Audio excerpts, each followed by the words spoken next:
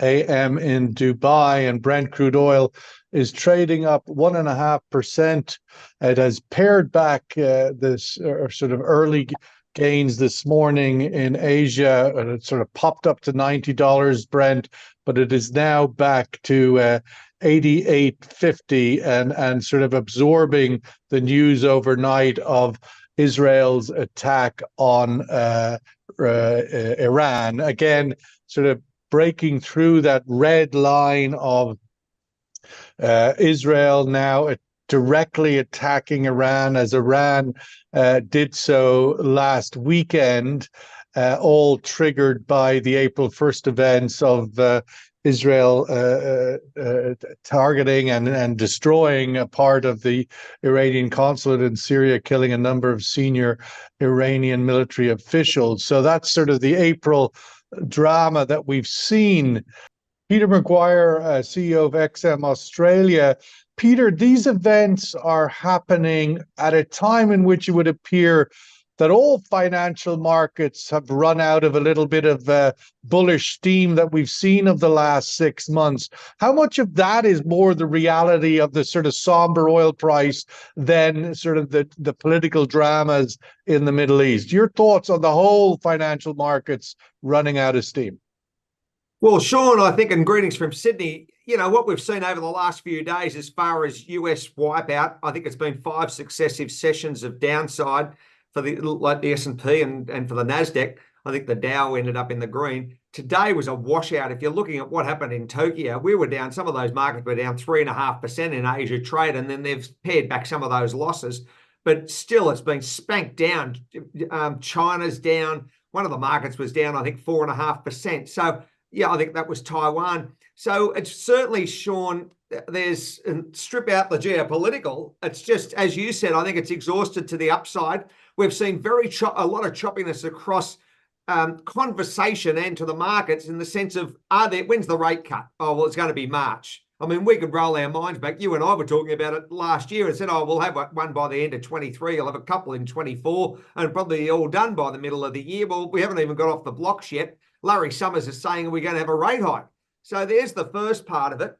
When do we see some sort of the inflation story? Energy prices at these sort of levels are impacting US dollar and what's happening to the likes of currencies. The yen's being 35 or 40-year lows nearly at 154, 155. You've got the euro sitting at 106, Aussie dollars through 64, the pound's as soft as anything. So there's not a lot of growth in those sectors. I think that America's growing at it's growing okay, Sean, but if you strip out some of those big companies, they're really having a big axe to their head count. There's plenty of government jobs under President Biden, but a lot of being hit pretty hard. So I think there's a lot of nervousness, there's a lot of frustration, and I think traders are sitting on the outside going, wow, do I just, take the money and it's been a great run and sit on the sidelines for a little while till this, we get some clear direction. Peter, we talked a little earlier, obviously, about the sort of the financial markets running out of steam. The other sort of way of analyzing that is that the financial markets were guided by one major North Star over the last 6 months, that being a significant easing of the price of money. Rates were to come down. That has not happened. I mean, certainly not in the US, and the Fed outlook now is increasingly higher for longer rates, and maybe not even this year. I mean, once you get into the second half of 2024, you're right on the nose of the election, and it would seem a rather difficult time to lower rates. So my question to you, Peter, is what is the next North Star for the financial markets? Yes, they might be taking a pause, and I'm sure taking nice profits given the run-up in the last 6 months. But what's the next North Star for financial markets? Well, I think the unknown, Sean, is what happens as far as inflation, should crude and geopolitics, and we live and breathe this. I mean, it's very much this panel here today and your good self, you're in the heart of it. You know this better than anyone. If crude was to jump, and something happens. And I mean, if things really get out of hand and we've got to run that sort of scenario and they're up 15, 20 bucks or higher from here. I mean, we talk on international media. I'm talking to Vandana, our dear friend, as I speak. She's doing TV back to back. I've done a couple today. The news is, and I mean, and I'm sure everyone's doing it. The anticipation from the marketplace is this: if crude gallops, then what happens to inflation? What in turn happens to rate policy? That's the star, Sean. If it turns on its head and we're now looking at a rate hike, you go up one or two. If crude went to 120 or 140 a barrel, what impact does that have to the equity markets, to inflation? And it changes the whole footprint as far as growth. What happens as far as policy?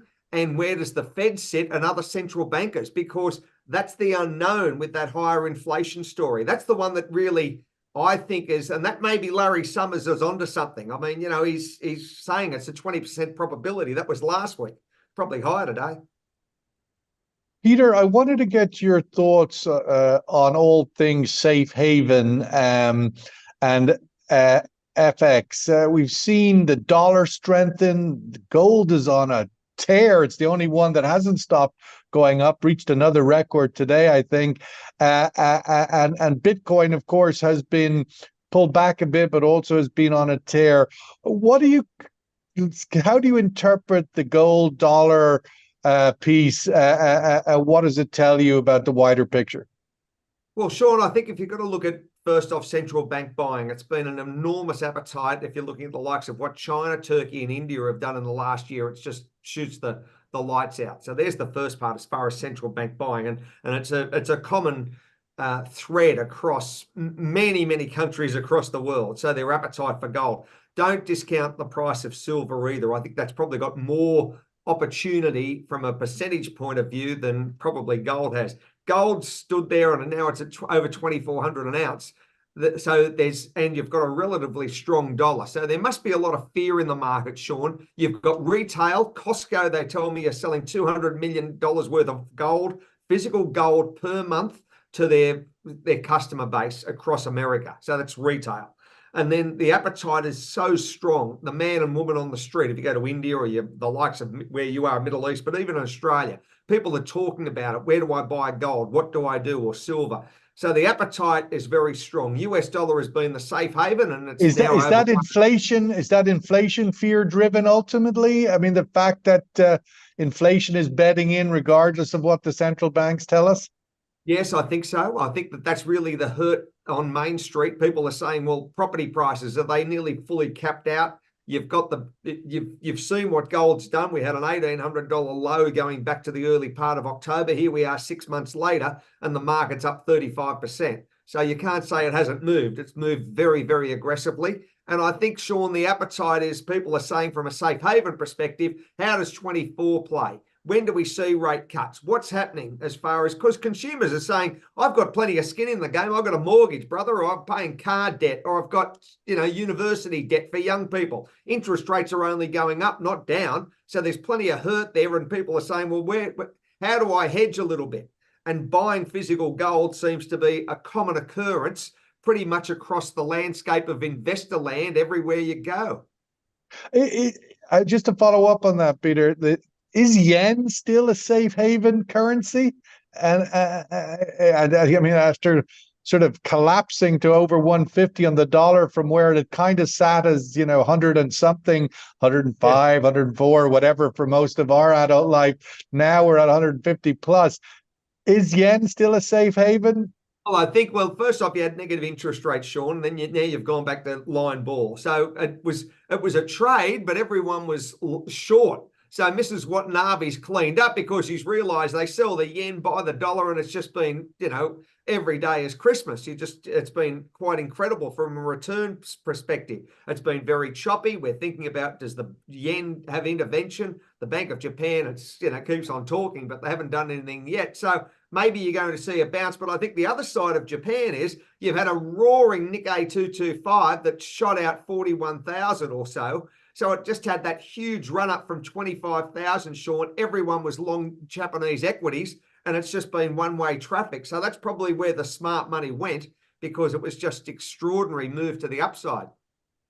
Well, I think it's an area to watch, as clearly these sanctions are growing, and now Venezuela's sanctions are coming back. So that crude is going to probably still flow, but instead of it being in the kind of gray, the green side, it'll be on the red side, or whatever way you want to look at it. But the flows will grow. Sanctioned flows are growing, and with it, the uncertain paperwork and insurance. We're going to have to wrap it up there. Lots obviously up in the air. I leave it today, or wake up today in the Gulf feeling actually a little bit more optimistic than I have in a while, since April 1st, perhaps, if indeed this is Israel's response, and that's where they leave it. We don't know that yet. We haven't heard any announcements. Iran are playing it down. Will Tel Aviv also play it down? We'll have to wait and see. But Brent crude oil is telling us not much to look at here, trading up only 1.3%. Seems sort of hard to believe that when one country, the Middle East, attacks another, two big actors like that, and the oil markets are telling us it's nothing to look at. Let's wait and see if that's the case.